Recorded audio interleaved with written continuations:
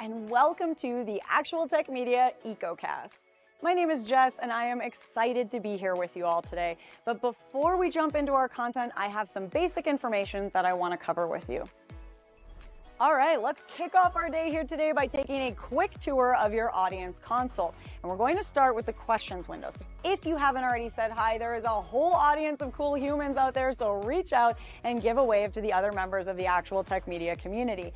Now, keep in mind that if you do have any technical issues today, a browser refresh is going to fix just about anything. But if those tech gremlins are clinging on today, no problem.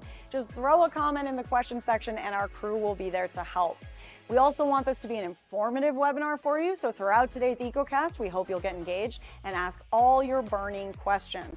Not only will we have team members responding to you over a live chat, we will also have a dedicated Q&A session at the end of our presentations. Now, if we don't get to your question during the live webinar today, don't worry, because the awesome experts that we have here with us will be following up after we wrap. All right, next up, there's going to be lots of cool aha moments on the EcoCast today. And if you want to share those with your community, we've made it nice and easy for you. You can use the Twitter button right there in your audience console, and the hashtag for today's EcoCast will be automatically added to your post. All right, our last stop on this guided tour, be sure to check out the handouts tab for some awesome resources and takeaways from our speakers here today. We have an info pack collection, solution briefs, white papers, data sheets, free trials, ebooks, upcoming webinars, and more. So many great resources, so be sure to go explore. Now, if that wasn't enough fun, we also have some exciting prizes that we'll be giving away throughout today's EcoCast. I'm going to tell you a bit more about those later on, but a few quick reminders for you all. First, you do need to be here live in attendance at the EcoCast in order to qualify to win a prize, and we will follow up with all of you after we wrap. Now, all winners must submit an IRS Form W-9 to Actual Tech Media, and all winners must meet the Actual Tech Media prize terms and conditions. Now, if you don't know what those full T's and C's are, that's fine. We've got the full thing for you. Just head on over to that handouts tab, click in, scroll down to the bottom, and you'll find them waiting for you there. Now, the absolute most important thing to remember is that we love getting all your insightful questions during these live webinars. In fact, we love it so much that we actually have a special additional prize for all you inquisitive folks out there. So in today's EcoCast, we will be giving away a prize for the best question asked in each of our live sessions. Now, the expert speakers and teams will review all questions asked after we wrap the webinar, which means that even if your question does not get read out in a live session, there is still a chance to win. If you are a lucky winner here today and you would like to donate the value of your prize, we have several wonderful organizations that we partner with. So let us know when we follow up about your big win, and we'll get that rolling for you. Again, we are so happy to have you all here with us live at the EcoCast today, and we want to keep that good feeling going, so let's connect on social media. Reach out and connect with Actual Tech Media on Twitter and on LinkedIn. We have lots of great content, and we always want to hear from you. Now, if you're looking for more awesome content and resources right after we wrap the EcoCast today, be sure to subscribe to the Actual Tech Media channel on YouTube. Another fun way to win a prize and, hey, grow this awesome community is to refer an industry friend or a coworker to the Actual Tech Media webinar series. Now, you'll find a link to do that right in your handouts tab, and you will also be automatically redirected at the end of the webinar. And both you and your coworker or friend could win a prize, and we hold those drawings every month. So be sure to refer a friend, because it could quite literally be a win-win situation. Next, we have a cool opportunity for all the decision makers out there to get connected with new and emerging tech and innovative vendors. Here's how it works. All you need to do is click on the link in your handouts tab, fill out a quick application, and the Actual Tech crew will then match you with some vendors that we think you should probably be chatting with based on your needs. There will also be fun opportunities that you get to choose to join in, like surveys, test runs, new solutions, extended demos, and so on. You'll get some chances to win extra prizes, you'll chat with great people, and you'll learn about the hottest new trends in tech. So be sure to apply, or hey, send that link to a decision maker on your team. Now, I want to take a quick minute here to remind you all about one of my favorite resources, and that is ransomware.org. You can find out everything you need to know about ransomware, how to prepare, prevent, and recover. This site is jam-packed with information, helpful tips, checklists, strategic approaches, case studies, everything you need in one place. So wherever you are in your ransomware preparedness journey, there is something for you at ransomware.org. Go check it out and start exploring. All right, I have one more exciting resource I have to tell you about today, and that is the Gorilla Guide Book Club. It's going to give you access to free enterprise IT books authored by top industry experts, so you can stay up to date on trending enterprise technology. And yes, these books will work on your Kindle, your mobile device, and as I said, they are completely free. You can download these awesome resources at gorilla.guide, and there's a link for you in that handouts tab as well. All right, well, we have covered a lot of important things already, and I don't know about you all, but I am excited to dive in. So let's get going.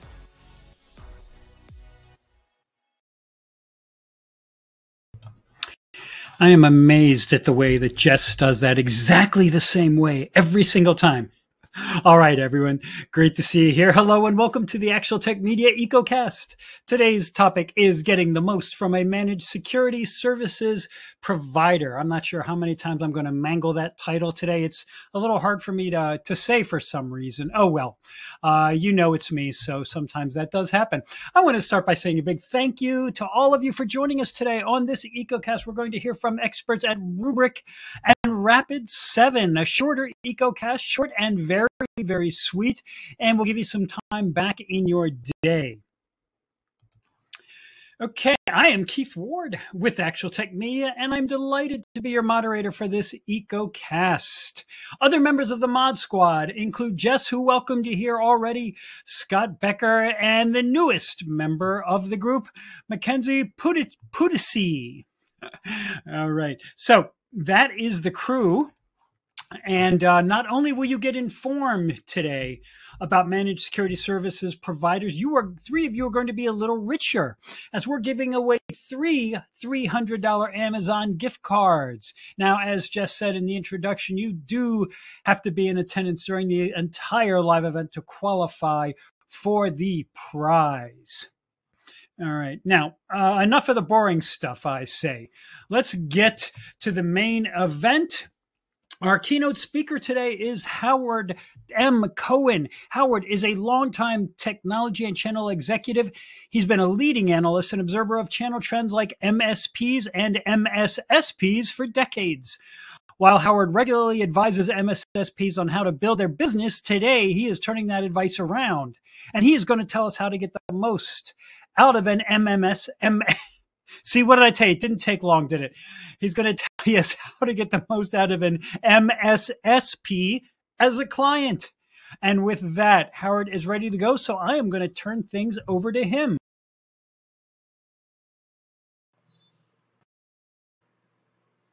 Hello, and thank you.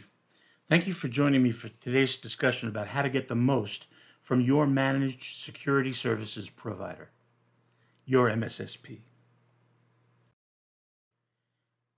Those of you who've been with me before know that I like to start with a word of the day. And the word of the day today is romance. Romance because I think that characterizes the kind of relationship you want to have with your MSSP. Let me show you what I mean. To love, honor, and protect. Well, that's something you promise somebody in a romance. If it's a successful romance. Most important, that word protect. Your MSSP has to protect you.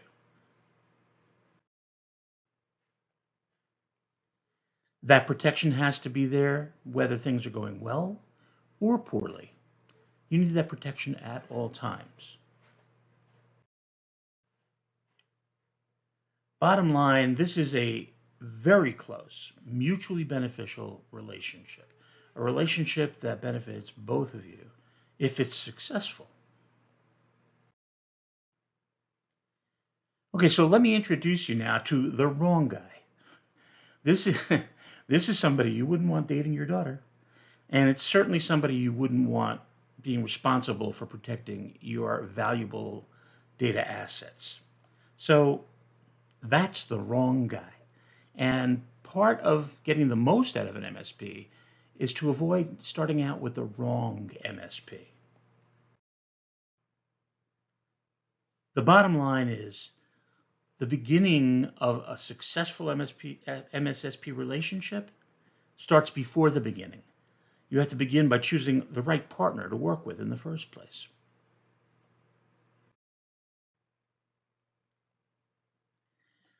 You can't get the most out of the wrong MSSP. You can't get much out of the wrong MSSP. So I think I've overemphasized. It begins with the selection of the right MSSP.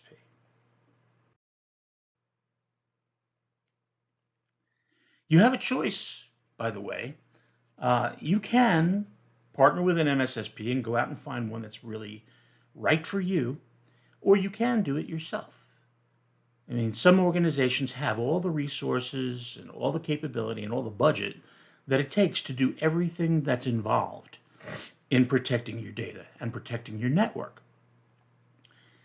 Many people choose instead to partner and do it themselves. That is, they do some of it and they engage an MSSP to do the rest. And this is a very good way of creating a symbiotic relationship where you're both working together closely. You may want to do some of it yourself and have the partner do the rest. You'll learn more about that as you start to interview more than one partner. So what are the things that you need? What are the things that you need from an MSSP and the things that perhaps you'll do yourself? First question, do you as a company have a security operations center? Not every company does. You may want to use your MSSP's security operations center. Are you capable of monitoring and managing your infrastructure, all of your infrastructure, all your routers and switches and client devices and everything, your cloud services, for example? If not, you can have the MSSP doing that. Are you capable of comprehensive endpoint protection? The endpoint is the most vulnerable place in any network, the easiest place for others to get in. So it needs excellent protection. Are you capable of that? Do you have the budget for that? Do you have the staff for that? If not, engage an MSSP that can do that for you. Part of that is identity and access management, confirming that the person who's using that device to access your network is who they say they are and has the authority to do what they want to do. Can you be continuously improving your security posture? This one's very important. You have to keep up with everything that's going on out there in the wild. And unless you're researching that, understanding what needs to be done and doing it, your security posture will fall behind. You want an MSSP who can constantly be helping you improve your security posture. That may include zero trust implementation, which is a very big project with a lot of complexity. You want somebody who can be proactively threat hunting, looking out there on the network to see what's coming your way before it gets to you. Someone who can help you in your financial department with risk mitigation, making sure that the right things are being done for every data entity to make sure that your financial risk is minimized. Who's going to action the alerts? When an alert comes in, are you going to take it and go and fix it? Do you want them to take it and go and fix it? And it's a decision you need to make. Who's going to handle security incident and event management? A security event is something that has to be managed properly to its completion and in many cases reported to the appropriate authorities. Do you have the processes in place to do something like that?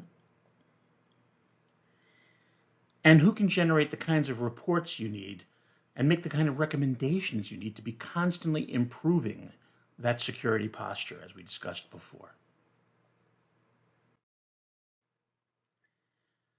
So now that we know the services, let's take a look at the character of the company.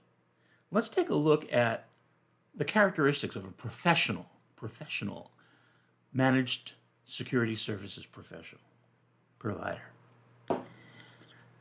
Is the company a stable, experienced, well-funded company? What do their financials look like? How long have they been around? Have they been under the same leadership for a long time? Are they resilient and consistent? When you talk to the vendors and customers who work with them, do you find that they have solid long-term relationships? Do they recommend this MSSP to you? When you look at their reports on performance, how have they performed over time in their fulfillment of their service level agreements, their SLAs? When they create a solution for you, are they creating one that's tailored to you and your environment, or are they trying to squeeze you into one of their one-size-fits-all packages? Because everybody fits into a package somewhere. Not true. Are the tools they're using, the systems and the platforms, do they come from industry-leading organizations that you recognize? Do you recognize the names when they tell you about their tools? Are they getting data feeds? Are they subscribed to the data subscriptions that are out there that allow them to see what everybody else is encountering in the wild, what they're doing about it, receiving advisories? There's a lot of good data available to professionals that they should be pulling down every day so that they're constantly fully up to date on the state of the network. Are they fully credentialed? The people that are working for them, have they been seriously trained, certified? Have they had long experience?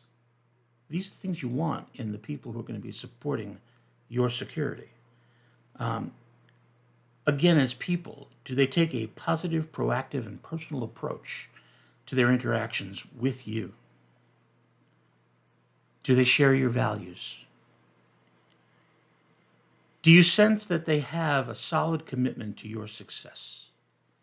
You want every partner to have a solid commitment to your success. And of course, and I'm sure you've all been thinking about this since the beginning of this list, how are their costs? Are their fees consistent with the market? Are they higher, lower? Are they odd? If they're a little bit higher than the average, that may be a good sign. So let's go back and answer the original question fully. How do you get the most out of your MSSP? Make sure that you agree on all expectations up front. To manage expectations, you have to know what they are. Take the time to negotiate the best agreement for both of you. It's a mutually beneficial relationship. Be sure your attorney approves of the entire agreement. Confirm that the MSSP fully understands your environment, your business, how you do what you do, why you do it that way. Security happens in context. Make sure they have the context of your company as you enter into the relationship. Confirm their full assessment of your infrastructure and data assets. If they don't do one, there's a problem. Establish who to call for whatever situation may arise. Obtain commitments as to who you can call 24/7 if you need to. Schedule periodic meetings that have predetermined agenda, and hold those meetings consistently. Finally, when you get those reports, review them. And make sure you review them at the meeting so everybody can chime in. Bottom line, you have a lawyer serving you. You have an accountant serving you. You have doctors taking care of your health. When you find the right MSSP to take care of the security of your data, the relationship you have with them should be the same as all these other professionals. You should treat them as a professional, and they should conduct themselves as a professional. Only then can you get the most out of them. Thank you.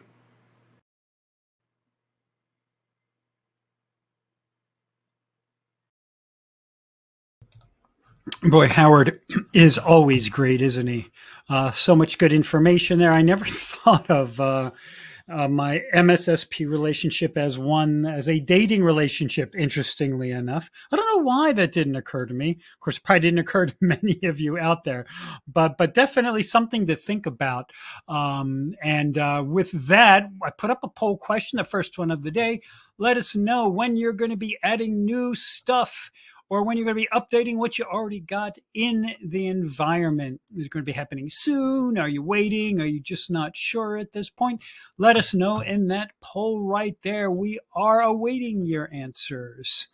So I want to thank Howard again for that fantastic keynote, for setting the table so wonderfully for us today. MSPs, MSSPs are certainly becoming something that many of us are thinking about. Offloading that work, boy, can be such a benefit, not having to be checking all of that stuff and just focusing on doing your work and getting business done, you know? So thanks for voting in the poll question. You got another few seconds to do that. And we are going to move then into our first presentation of the EcoCast, which is also our penultimate presentation of the EcoCast. And this comes from Rubrik today. We are going to be hearing from Leo Vella, an inside sales engineer. Leo, thank you for being here today. It's great to see you. He is all ready to go. So I am going to turn the mic over to you, Leo. Please take it away.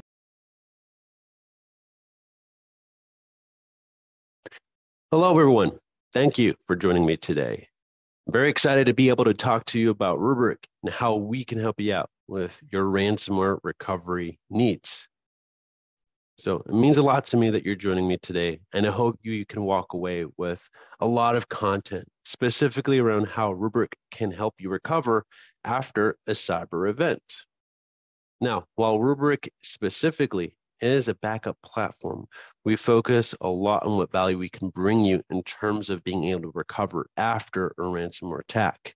Thus, the statement you're looking up right here, backup does not mean cyber recovery. Now, what do I mean by that exactly? If we take a look at the problem itself that's affecting businesses, it's that we're under attack by ransomware gangs. And the whole point is a lot of organizations have invested a lot of money into perimeter security, network, application, and endpoint security.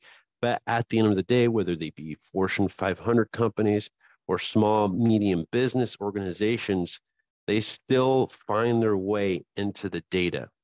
And that being said, when it comes to last point of defense against something like a ransomware attack, it becomes critical that you rely on that backup data to help you restore from that event without having to pay that ransom.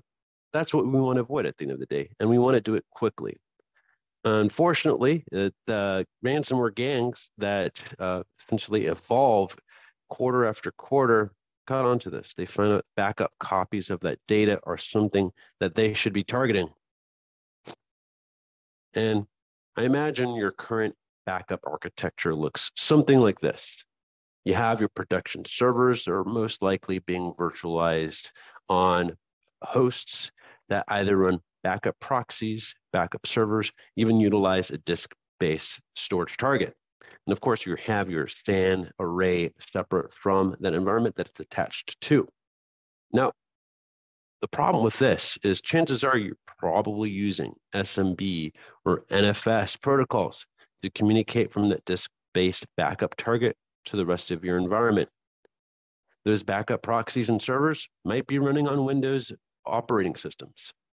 And are you utilizing anything like multi-factor authentication, temporary one-time password, single sign-on? Most likely not. And unfortunately, this architecture, while it works, it gets you the backups you need.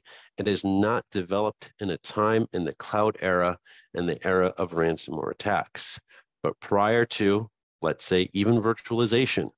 So it's not built for the integrity of that type of attack. And you might say to yourself, well, we also have data up in the cloud, Azure, AWS, maybe even Google Cloud. Unfortunately, some of the same concepts apply there. Can you get that same data resilience at the point of the cloud? Well, you certainly have native backup technologies that are provided by each of those organizations. It's a very manual, error-prone process. Now, when we're talking about multiples of resource groups, subscriptions, and many services in below those levels, well, essentially, we're going to have a hard time managing that all together. And let's say we did manage to have backups. We found our backups. They are completely untouched by ransomware. Well, what do I do next? I have them, but what do I recover? Is it going to be everything in an environment? How do I know what's been hit? And when do I know it was hit? I'm sitting in the dark here. Next, unfortunately, is another scenario we have to consider with ransomware attacks. More and more often, we're seeing a double extortion. Not only paying for the ransom of getting your data back, but they've also exfiltrated what you would consider sensitive data, PII, HIPAA data, so on and so forth. Do you know if that was in scope of the ransomware attack? And even if you were to successfully restore a virtual machine or object back into production, how can you be so sure that you did not just restore the malware that caused that encryption in the first place? Therefore, you're still at risk for re-encryption. Now, with all that in mind, a lot of the executive boards, C-suites that we're talking to are asking questions for their team. Are we good from a ransomware attack? Can you prove that we can restore from a ransomware attack, and how long would it take? At the end of the day, downtime is something we want to avoid as soon as possible. So without knowing the answer to any of these questions, even if we have clean backups, we might still be at risk of paying the ransom at the end of the day. And of course, I wouldn't be painting the story of all these problems if Rubrik wasn't able to fix it ourselves. Introducing Rubrik Security Cloud.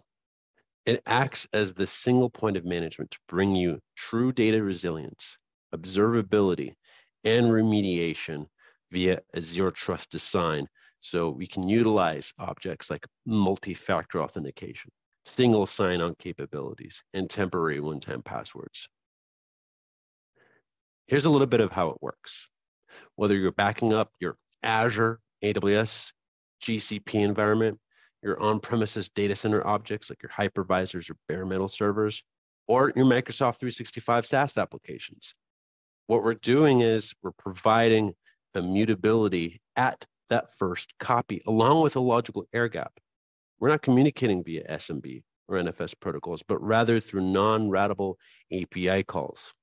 Our file system is append only. Once it's written onto the system, it can no longer be deleted, overwritten, and of course encrypted.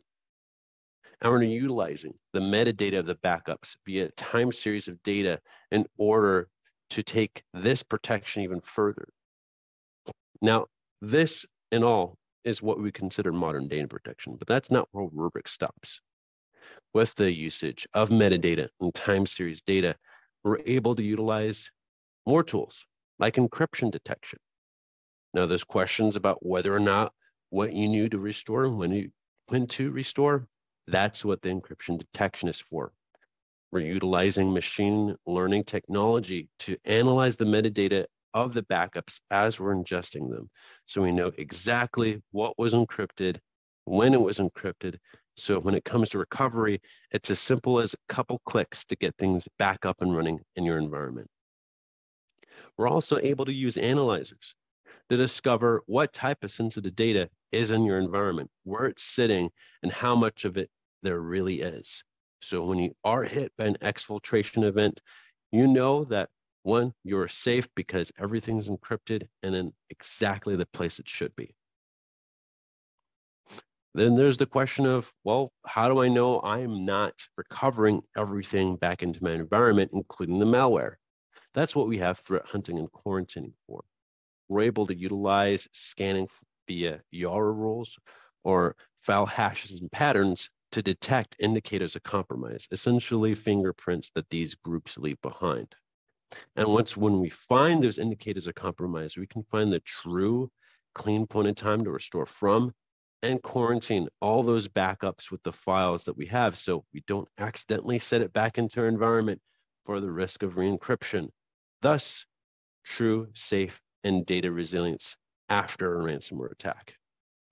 And of course, it would be great to assess the risk of your environment and recover testing so you know exactly how long it's going to take to recover after a ransomware attack with proven numbers to give to, let's say, your C-suite, auditors, cyber insurance companies, so on and so forth. That's the Rubrik Security Cloud. So I've already covered this quite a bit, but if there's anything I want you to take away from that everything's consolidated into one platform. Rubrik guarantees you the recoverability of data via the data resilience we're giving you with the immutability, air gapping, and zero trust controls, giving you the ability to test that resiliency to reduce risk.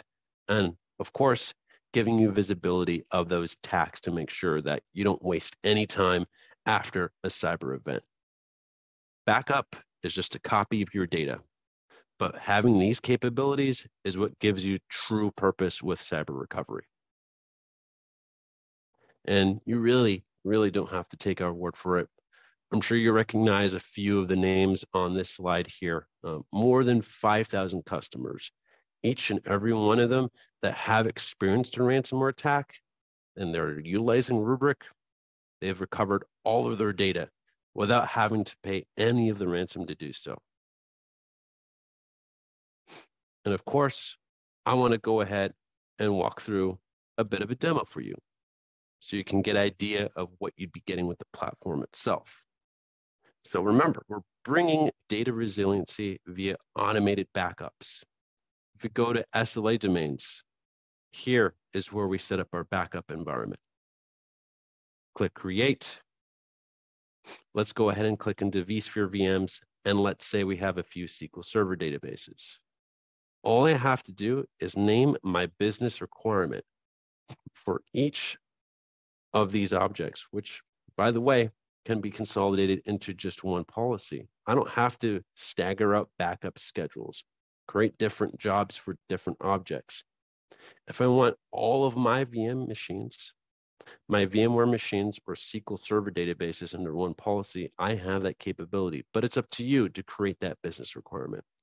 For this example, I'll just choose a daily backup, which will retain for a month, and monthly backups, which will retain for a year. And after the first full backup of each of these increments, well, they're incremental forever. So there's smaller backups after that first time. So no more having to wait for those full weekly backups of multiple terabyte databases that you have to worry about lasting for a whole day, with the whole potential of them failing. Just back up what's occurred in between those increments to slow down that backup time. Next is archiving. We don't want you to have to use the Rubrik device, the Rubrik cluster, for the entirety lifecycle of your backup data. We want to give you the capability to utilize the most cost-efficient storage out there. In many cases, that's the public cloud. So there's flexibility of whether you want to use AWS, Azure, GCP, object storage buckets, or even the opportunity to use Rubrik Cloud Vault, which is Rubrik's managed archival location, which on the back end is Azure Cool Tier Storage. So if I want to keep my dailies on premises, I'll uncheck that. But for my monthlies, after a 30-day period, it'll be sent into that archival target that I just configured.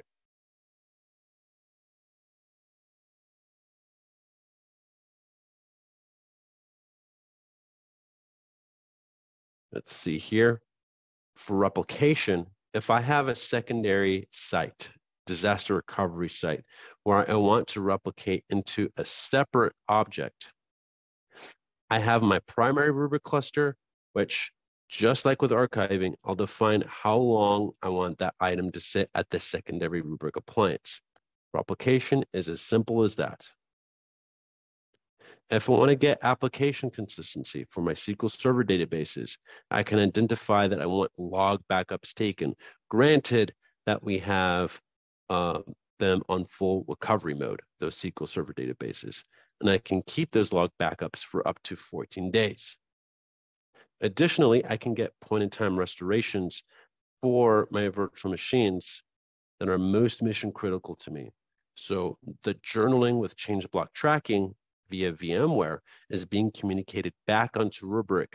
So I have those points in times that I can recover from. And just like that, I have my SLA domain. As simple as that. Now, those are the backup policies themselves. If we go to the global dashboard here, you can see the consolidated view with everything in a SaaS application. This is Rubrik Security Cloud. So whether you have your data center items, your SaaS applications, your cloud items, it's all viewable on this individual platform.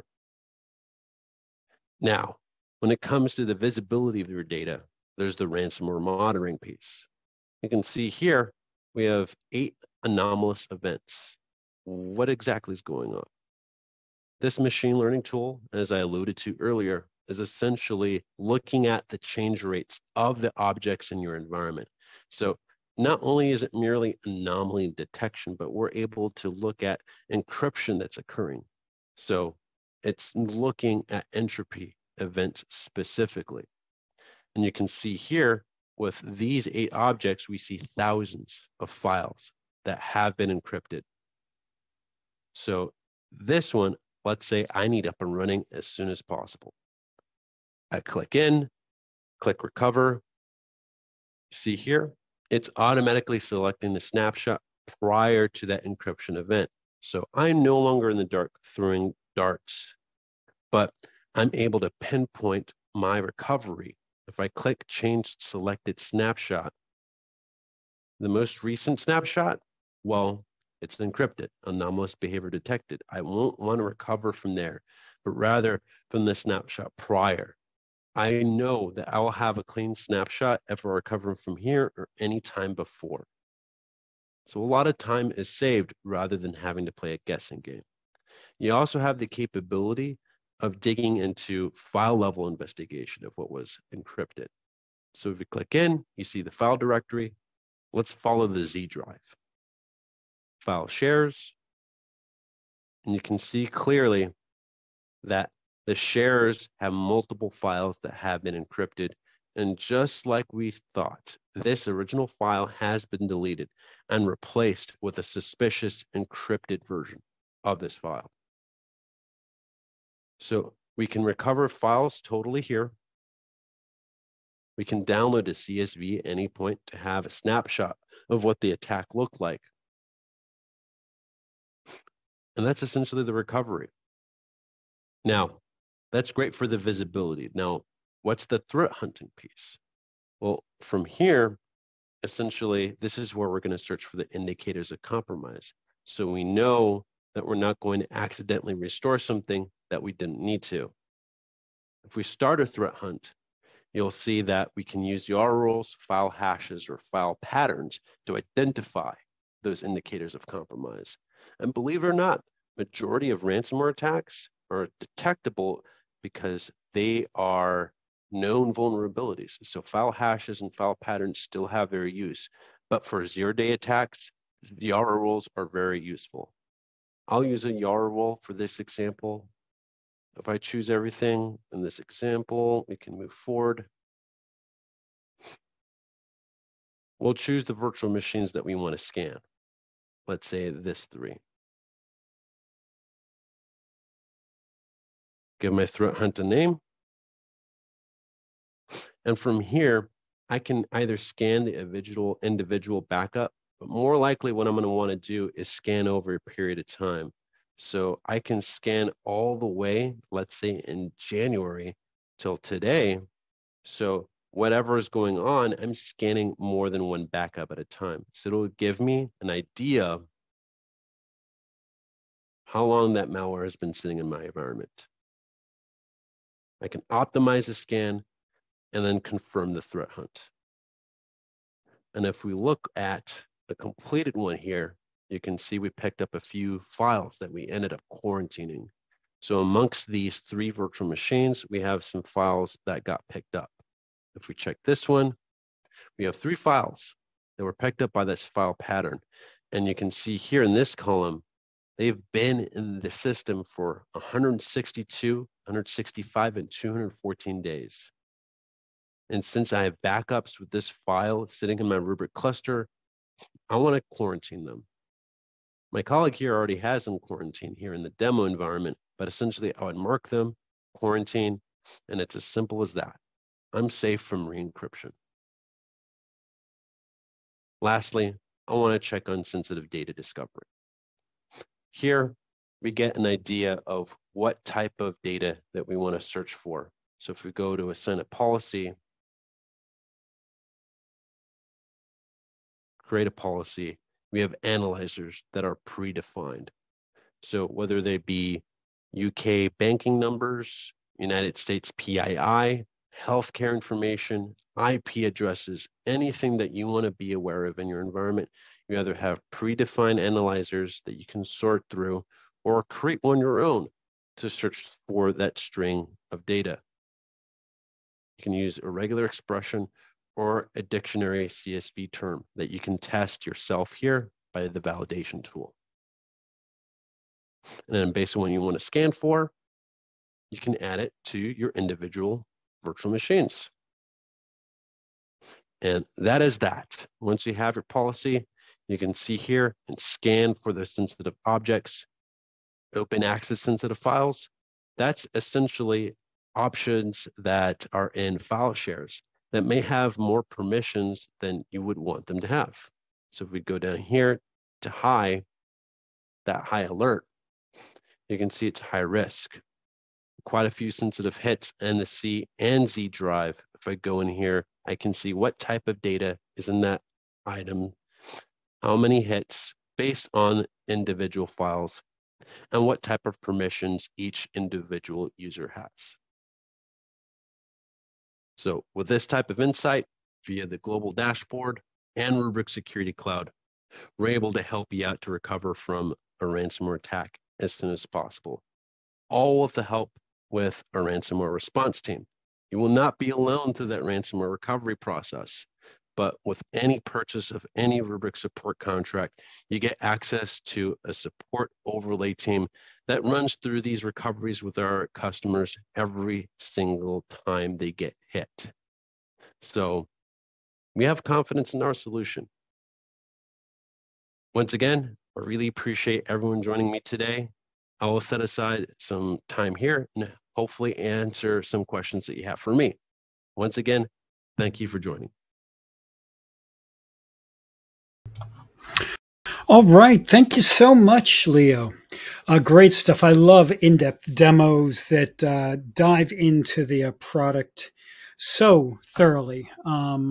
That's one of the favorite parts of these events for me, and you just knocked it out of the park. So, got a poll question up here. What additional information would you like about the Rubrik solution? There's a lot of options there. Let them know while we go through this information. We've got a gift card to give away here. In the meantime, I also want to remind everyone about the handouts. We've got a link to get more information from Rubrik. Check that out for more detail. Thanks to everyone who is responding to the poll. It's very important to us and to our sponsors. I'm going to leave it up here while I give away the first gift card of the day. And Leo, thank you again for that presentation today and for educating us on Rubrik. I wish you could have stuck around for some Q&A, but that's okay. We'll catch you next time. So with that, folks, it is time for our first prize drawing, and the winner of the $300 Amazon gift card for this event is Josh Wenke from Michigan. Congratulations to you, Josh. We'll be in touch about claiming your prize. And just like that, we're on to our final presentation of the day. This one is from Rapid7, and presenting for Rapid7 is Jeffrey Gardner, the practice advisor for detection and response with Rapid7. Always good to hear from Jeffrey. He is ready to go. Jeffrey, thanks for being here today. Now you have the floor. Hello, everyone, and thank you for joining today to discuss how to get the most out of your service provider. We're going to focus on MSSPs, or Managed Security Services Providers, but I did want to touch on the various options out there briefly, just so we're all speaking the same language. For that, by way of introduction, my name is Jeffrey Gardner, and I'm CTO here at Rapid7. I started off back in the ye olde times. I'll mention Novell NetWare to give you a rough idea of the time period.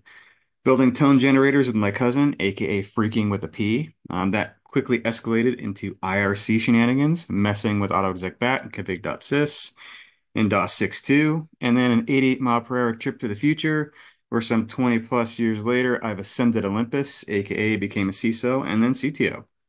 So I wanted to do more than just help the organization I belong to, and Rapid7 came along with a message of partnership, and we all rise together, which really resonated with me. So here we are today. Lastly, in addition to holding a library's worth of CNG certs, meaning CISSP, CISM, GDAT, blah, blah, blah, and being an offensive security aficionado, I'm also a veteran, tattoo artist, avid gamer, comic book nerd, and lover of all bad horror movies. On to the agenda. So we're going to start with laying the foundation and building a lexicon, and then we'll look at the foundational questions to ask, touch lightly on use case generation, ask what questions to ask potential providers, and then we'll end with 4 tips on how to make sure the relationship is a success and take some questions. So building the lexicon, or a shared vocabulary. Really what this lexicon will consist of is defining the difference between an MSP, an MSSP, and MDR, because I've heard them all used interchangeably, and there are some key differences in capabilities. So we'll start with an MSP. MSP stands for Managed Service Provider and typically is responsible for managing and maintaining a wide range of IT services for their clients. The primary goal of an MSP is to ensure that their client's IT environment operates smoothly, reliably, and efficiently. Typical services offered by an MSP include remote monitoring and management, or RMM, basically monitoring health and performance of IT systems, backup and disaster recovery, helping implement data backup solutions and plans to protect against data loss and minimize downtime, 24/7 help desk support, basic technical support and troubleshooting assistance to end users whenever needed, hardware and software procurement or onboarding, and infrastructure management, meaning managing network infrastructure, servers, other critical components, adding or removing firewall rules. They can also assist in assessing an organization's solutions and help build a more modern integrated architecture. Now on to MSSPs.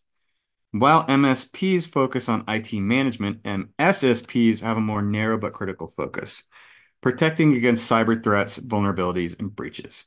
The typical services offered by an MSSP include security event monitoring and alerting, penetration testing and tabletop exercises, ongoing vulnerability management, security appliance and auditing, and a litany of other services.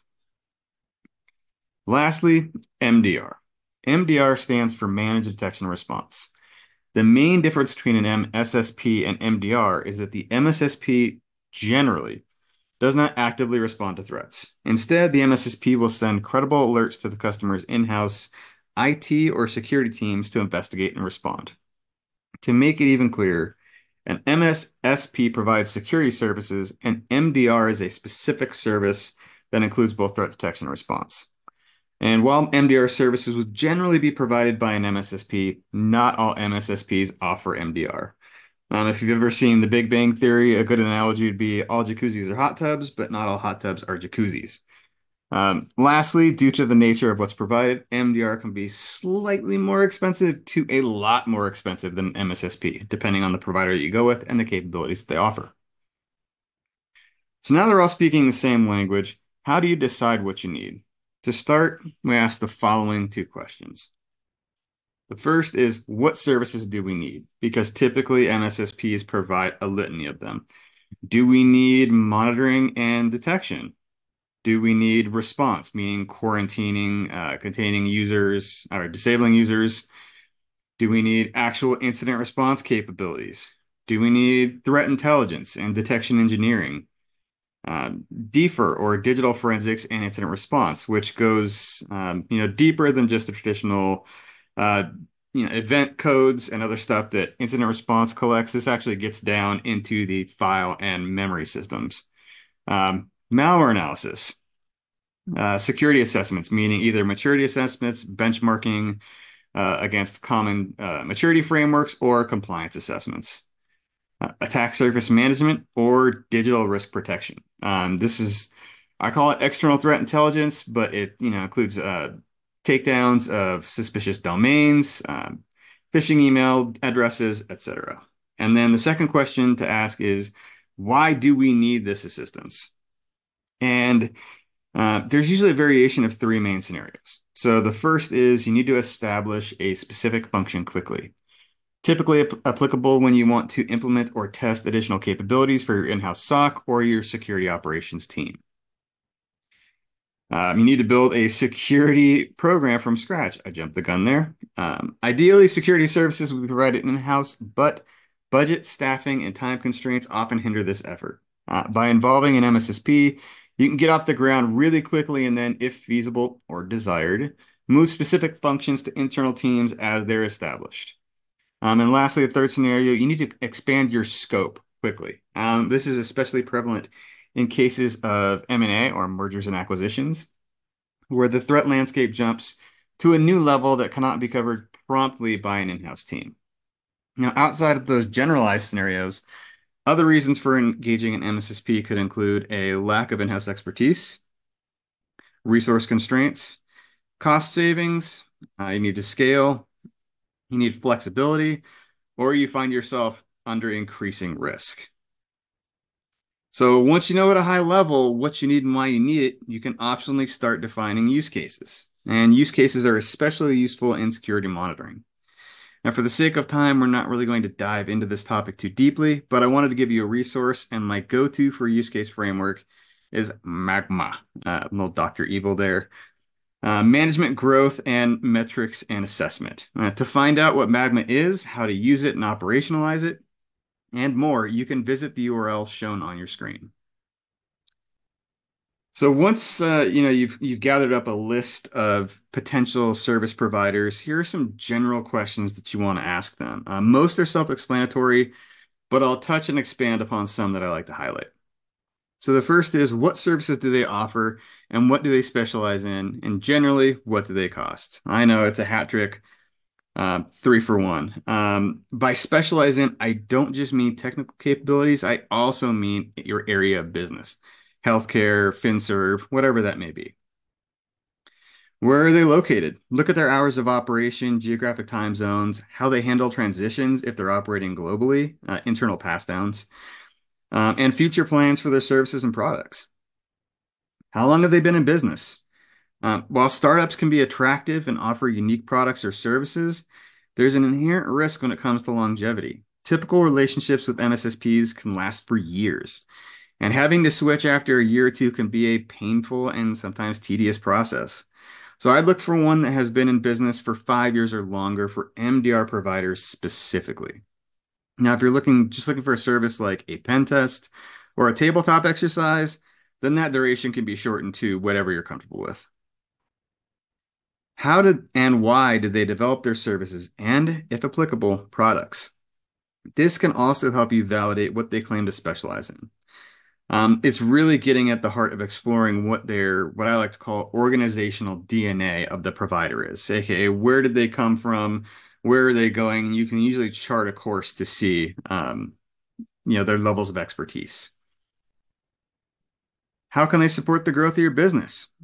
If you can, ask to look at and possibly speak to a sample of their clients so you can evaluate the sizes of organizations they currently service. If you see a mix of small to medium-sized businesses and some Fortune ... companies, they can scale to any size.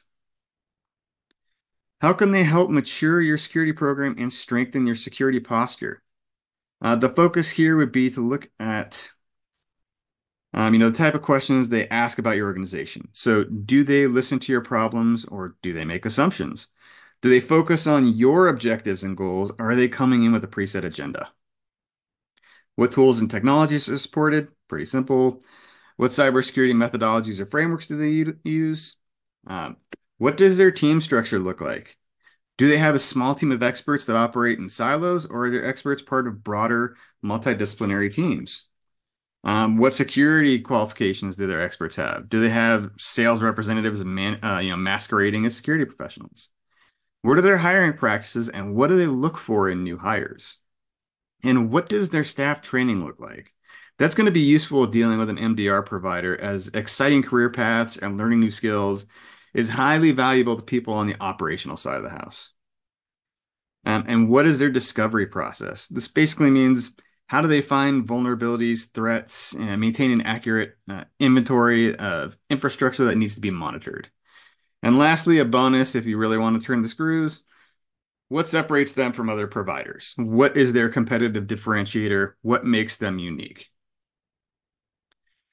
So, since success starts at the beginning and is maintained by collaboration and communication, here's some questions to ask about onboarding and communication. So, if a PO was signed today, when would onboarding begin? And get specific with what begin means.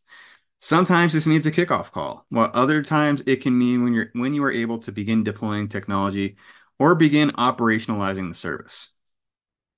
How long generally does the onboarding process take, and what internal team members on your end or roles are required? This can become incredibly important if you're trying to stand up a function quickly and potentially with limited staffing. And with MDR specifically, I would also ask when monitoring begins. It can be as quick as setting up a single event source or deploying a single agent, or as long as having to deploy a minimum number of agents. What kind of baselining takes place, and if so, how do they ensure any unknown threats, persistence mechanisms, or bad actors that may already be in environment aren't baked into the baseline? Do they have a scope of service document available? And if so, how detailed is it? What personnel levels can they communicate with? So do they only work with analysts, or can they work with managers, directors, executives, talk to the board, talk to auditors, and so on? How often can they be contacted? And what is the general meeting schedule? At a minimum, look for a monthly meeting cadence, but flexibility is key here. If needed, can they be engaged with more frequently? And if so, is there a limit? Are there any blackout periods? By blackout period, I mean any potential times when you won't be able to communicate with them. What type of communication mediums do they utilize?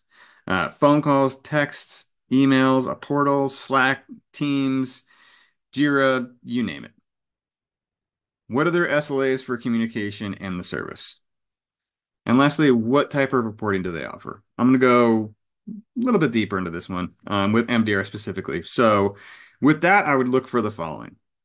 A monthly service report, which at a minimum should include metrics like number of alerts generated and investigated, how long it took to begin an investigation on the various alerts and alerting levels, context about threat detection and incident response activities conducted in the previous month, and information about the health of the detection and response controls in your environment. Secondly, a security posture assessment report. This is where the provider hunts for potential avenues for a future breach and assesses your current security posture. The report should detail the risks found and provide remediation and mitigation recommendations to reduce these risks. Third, a readiness assessment report. This should generally be generated through an interview-based assessment session or sessions that capture an understanding and qualitative measurement of your organization's operational resilience and security posture, specific to incident detection and response. And lastly, incident response reports, if applicable, meaning if your MDR provider does incident response. This should include all analyses of incident response activities, incident management activities, key findings, timelines of attacker activity, pardon me, and recommendations, for corrective actions to prevent the likelihood of recurrence and or improve your ability to detect and respond to similar incidents in the future.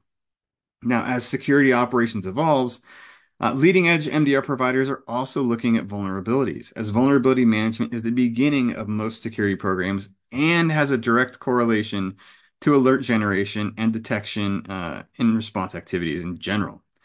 So when it comes to vulnerability reporting, if it's offered, I would look for the following. A top remediation by risk report. This report should provide high-level information for assessing the impact, the highest impact remediation solutions, and include the percentage of total vulnerabilities resolved, the percentage of vulnerabilities with malware kits, percentage of vulnerabilities with known exploits, number of assets affected when the top remediation solutions are applied, and the amount of risk that would be reduced by those remediations. It should also present the best solutions as determined by how recently they were released and how well they will address the vulnerability present, on all types of systems in your environment. Second report I'd look for with vulnerability management is a risk scorecard report. So this report should break down the risk score of your segments and tell you what vulnerabilities, if remediated, could have the biggest impact and lower your risk score.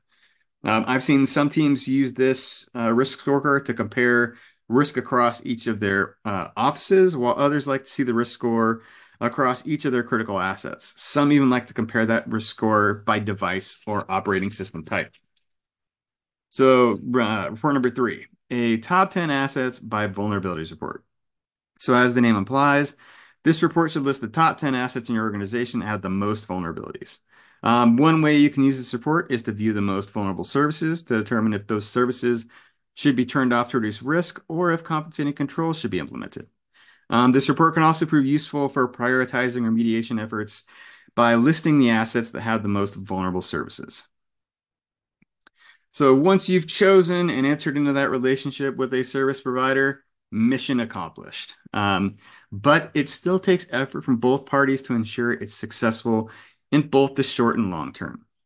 So with that, I've given 4 tips that I found to help out with that. The first is know your service agreement inside and out. Thoroughly review your service agreement with the MSSP to confirm the details and set expectations. Throughout the relationship, revisit this agreement regularly to make sure it remains relevant and that the provider is meeting the expectations and SLAs that are outlined in said document. Communicate often and directly. Make sure you designate a primary and secondary contact for communications with the provider. A motto from special operations is 1 is none, 2 is 1. Things happen, and if you only have a single point of contact, then messages, requests, and critical communications can be missed or not replied to in a timely manner, potentially turning something that could have been handled by, unplugging a network cable, quarantining an asset, into escalating to a full-blown incident response scenario. Understand responsibilities. This goes along with know your service agreement inside and out. Confirm verbally and in writing what your service provider will be responsible for and what will be managed by your team. Talking it through in detail will eliminate confusion around specific tasks or deliverables and, most importantly, ensure your company is covering all of its security bases. And lastly, invest in the relationship. Would you only talk to a teammate in an emergency, or do you consult them for advice, involve them in meetings, etc.? The more your provider is able to understand your business operations, team capabilities, upcoming events, meaning mergers, acquisitions, divestitures, the better they will be able to assist in not only providing value, but having a tangible impact on not only your security program, but your organization as a whole. So now it's time to take some questions, and I've got a few.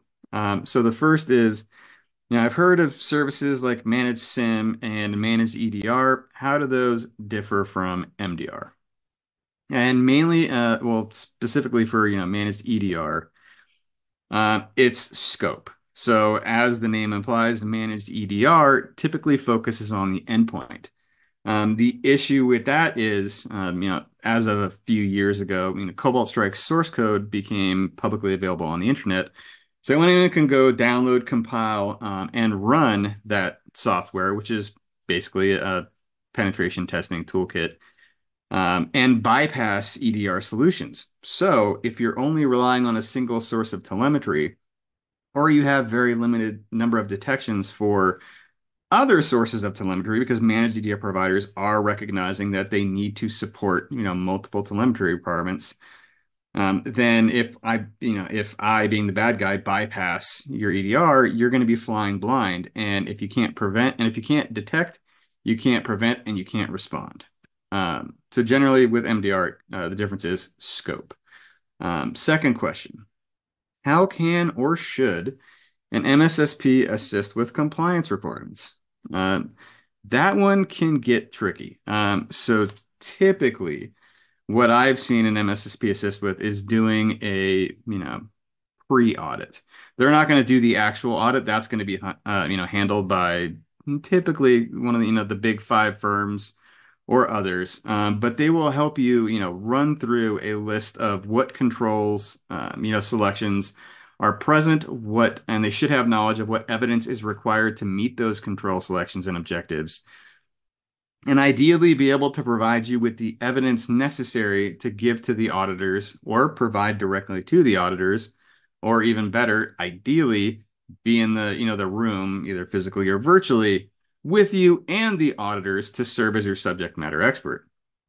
And lastly, what are some items that should be included in a managed security service agreement with an MSSP? So that can get incredibly detailed, but generally at a minimum, a description of the service offering, meaning everything in detail that the service will provide, a list of roles and responsibilities, both on the service provider side, but also that's required from your end, a list of deliverables with detailed descriptions of what should come in them, and importantly, SLAs around whatever activities require an SLA, be that communication, response to emails, putting in service tickets, you name it, it should run the gamut. And again, this is where, asking those questions of what you need and why you need it comes into play, because that will help you examine that service agreement to make sure that the items that you care about most are actually present. Well, that about wraps up our time together today. I sincerely hope that this content has helped you, or at least inspired you with regard to engaging with an MSSP, and how to create a stable foundation that leads to long-lasting collaboration and success. Now that we've met, air quotes, virtually, I'd love to connect and discuss this topic further, talk shop, strategize, whatever you need. If you'd like to do so, please email sales@rapid7.com and one of our account executives will put us in touch. Thank you for your time, and I hope you have a great rest of your day.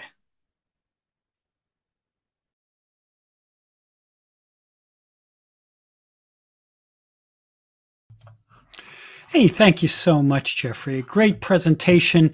Love seeing what Rapid7 is doing and their MSSP deliverables, all of that stuff. Really important here. And I put up the last poll question for you. Let us know what information you would like about the Rapid7 solution. Look at all of those options there and check the ones that interest you most. I'd also like to remind everyone about the handouts. We've got a link from Rapid7 for its Managed Threat Complete service, what he called the MTC. Be sure to check that out and give it a spin, give it a test drive. You got nothing to lose. Thanks to everyone responding to the poll. We appreciate your feedback. And Leo, thanks again. It was so great to have you on and keeping us updated about what Rapid7 is up to. And now it is time for the final prize drawing of the event. We've got 2 more $300 Amazon gift cards to give away. And the winner of these last 2 are Levita Flakes from Georgia and Gang Wan from Hawaii. Congratulations to both of our winners. We will be in touch about getting you your prizes. So that was a short, as I mentioned before, a short and sweet event. And hopefully it was really informative. Now, if you like this event today, know that we can do something like this for you. We'd love to hear from you to help you determine which of our hundreds of events each year would be a good fit for you, or maybe like a custom webcast. We can create one from scratch for you for your product or solution that will be all of your own.